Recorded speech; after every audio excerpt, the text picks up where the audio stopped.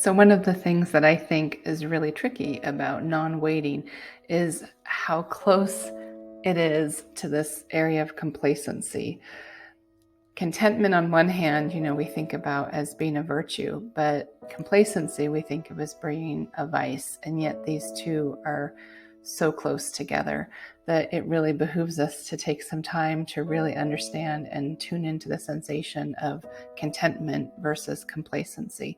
And it might look a little different for each of us. I know for me that complacency starts to feel sluggish.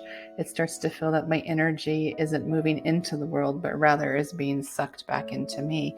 I move into feelings of scarcity instead of feelings of abundance.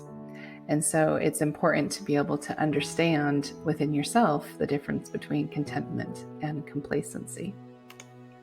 I think we'd all agree that we value those safety nets in our life, those things that allow us to take risks.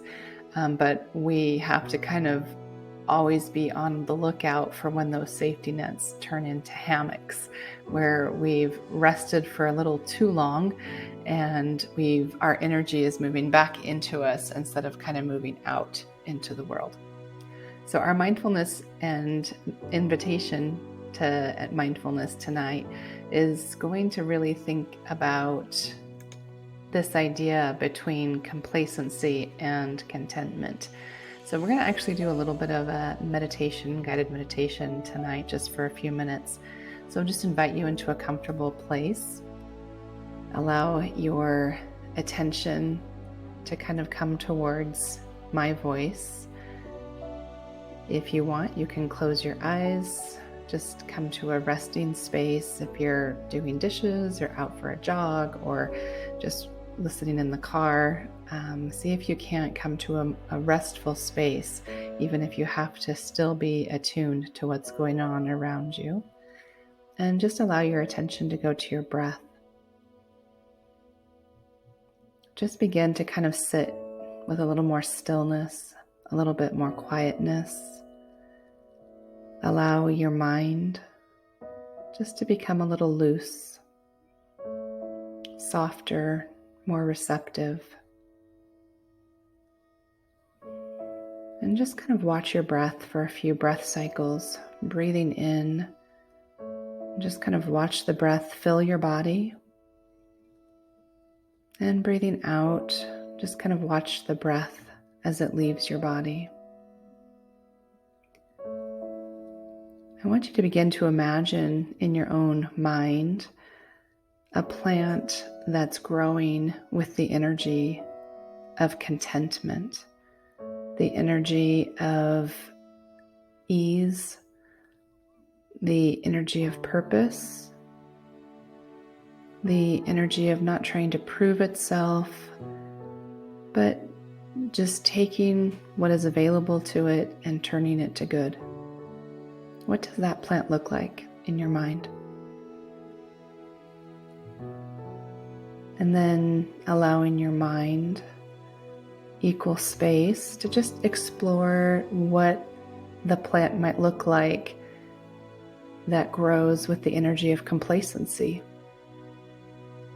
Allow your mind to kind of see how the roots are growing, maybe how the stems and leaves in this plant grow with this energy of complacency, this energy that, lack of thriving, of moving into the world and just kind of sitting way back into itself and waiting for things to come to it without any desire, motivation, or discipline to receive what's already there.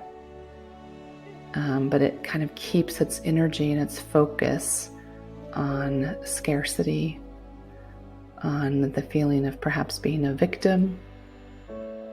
Perhaps it feels, the energy of always craving, always being hungry, and never being filled. So just allowing your mind to explore those two options, those two images with distinct, different feelings and emotions that go with them. And in this exploration, just kind of tapping into how you're experiencing contentment in these images and recognizing that this might be able to inform you more clearly about the difference between contentment and complacency in your life.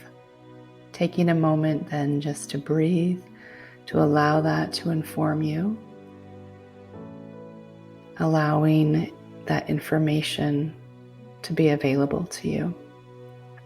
Breathing in, taking the breath, just allowing it to wash over you. Breathing out, just releasing and relaxing into that breath.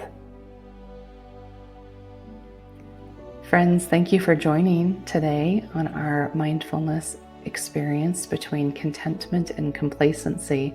And I hope that you have a chance to think about this and see how it applies in your life in relationship to this concept that we've been talking about of non-waiting. See if you can find the contentment, the energy of contentment in non-waiting. Namaste, friends. See you back tomorrow.